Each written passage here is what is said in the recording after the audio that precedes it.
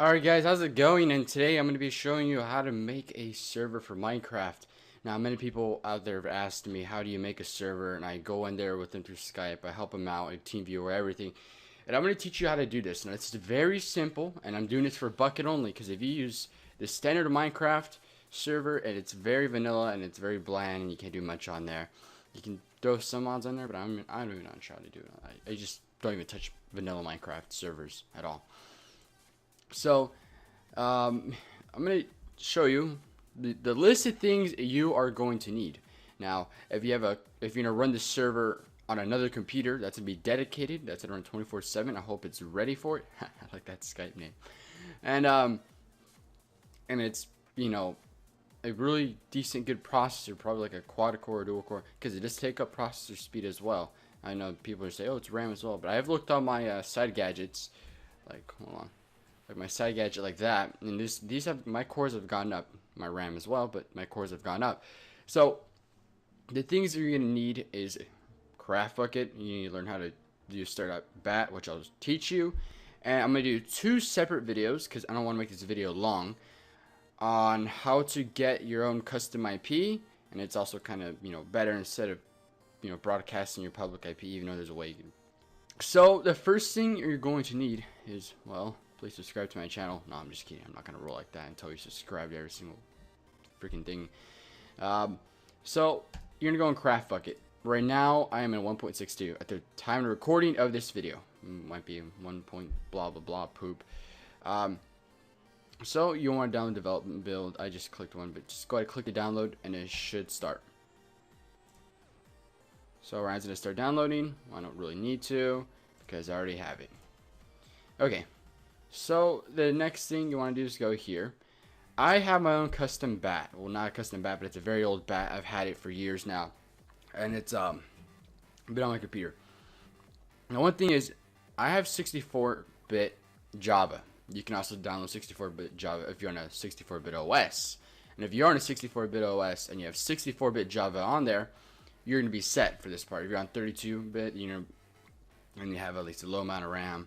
32-bit Java, you're gonna be limited to the RAM you can locate, or I'm wrong, I'm not sure. Now, this video is for Windows only, so I'm sorry I hope you realize that, because I'm on a Windows desktop. So you're gonna want to copy and paste this. Now, this is a preference, but the thing I do is I start a new notepad, and I put start, and then I edit with Notepad++. Now this is a preference. So you have all my coding here, from Gary's Mod to Minecraft to run.bat and then server properties.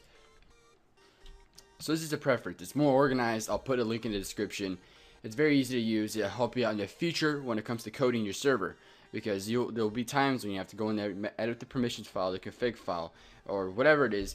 This is the best way to organize your stuff. Because if you use a notepad, you can screw up on a code, and it's just terrible. You have to go in there and look and fix it. So, you're going to go ahead and copy this. Paste it in there. That's simple. Now, if you have 6 gigs of RAM and you're on a 64-bit OS, and remember, you got Minecraft to locate RAM too, and background programs as well. I gotta locate 248, I believe that's 2 gigs. Now, so I check this, and I've done this in so many videos, it's getting old. Let's put 2 gigabytes, 2 GB equals to MB.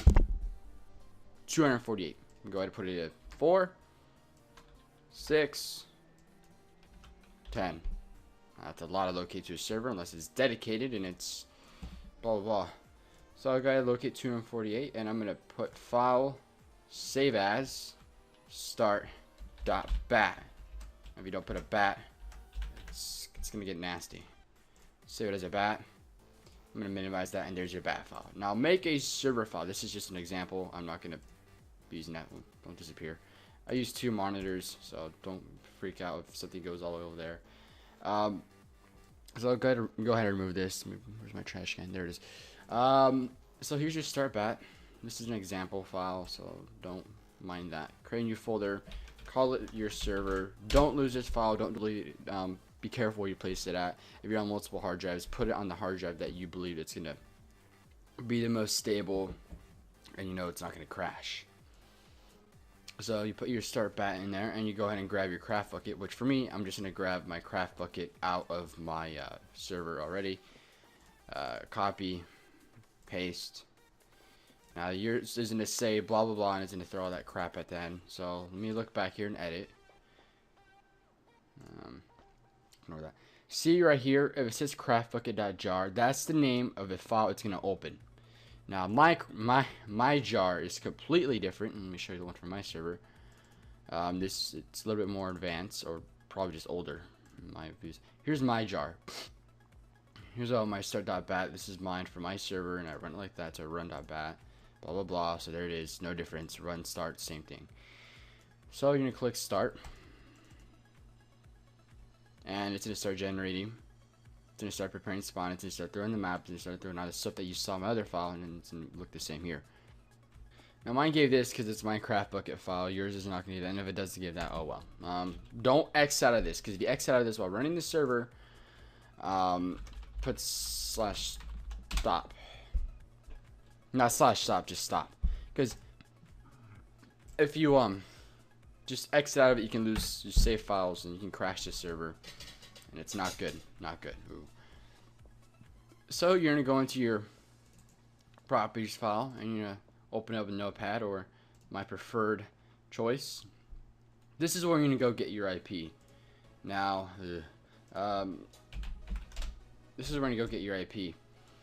Remember, this is a risk. If you're gonna run a server and you want it to go public, or you just run it for your friends, it's gonna be fine running it for your friends. But just make sure you trust them, and you know what I mean.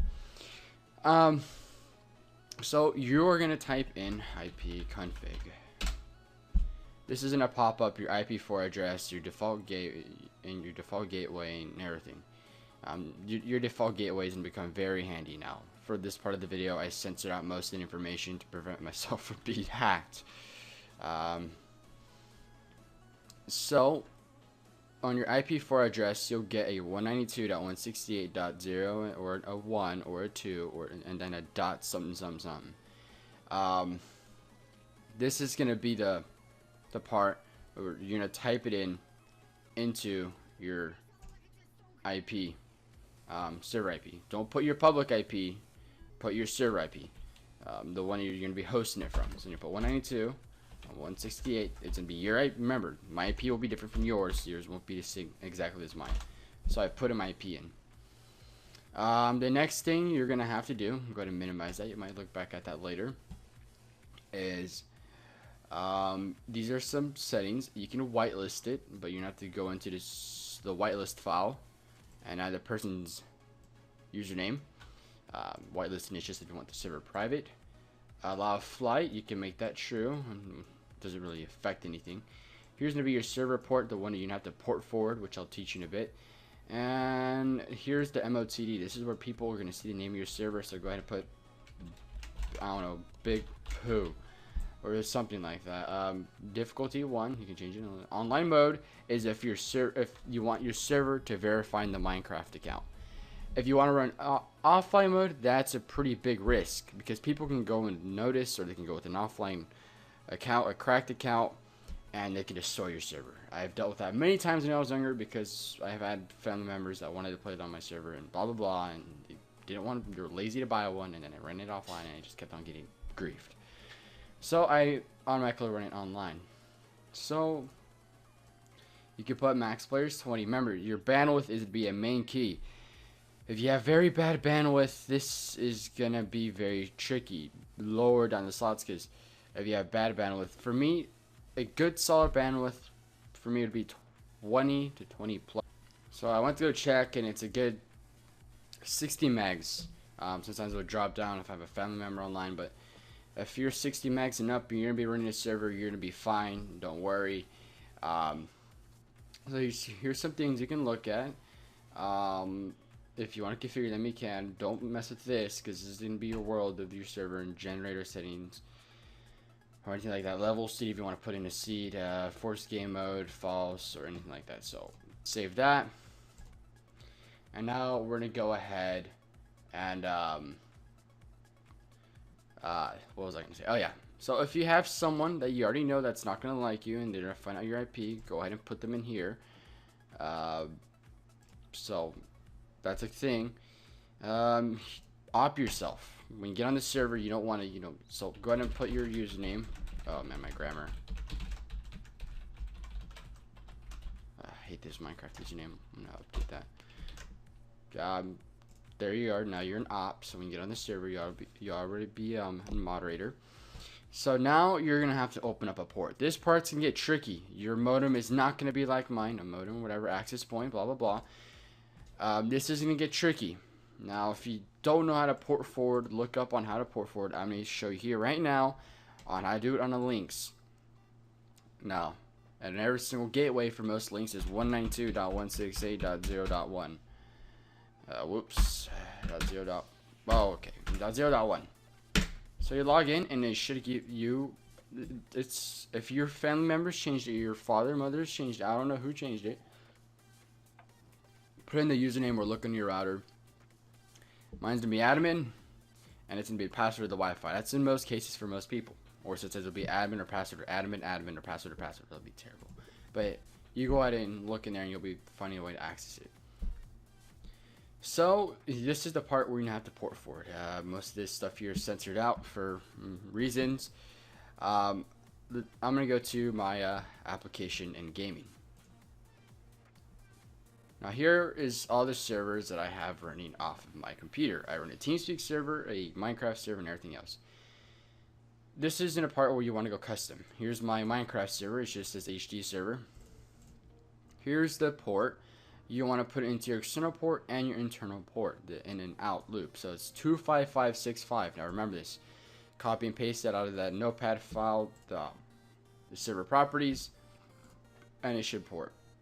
And then you're going to put in your IP, the 192.168, and sometimes you just put the ending right there, and then boom, you're done. Click it, enable it, save settings, and you're good. If you're on an AT&T router, it's going to be kind of more different or more difficult. I've done it for some people already, a 2-wire modem. They're just weird and flimsy. So let's minimize that. And the next thing is start the server. If you did it right, it shouldn't say server already running on port. So, see, server's already done. Now let me launch my Minecraft. Let me log right in.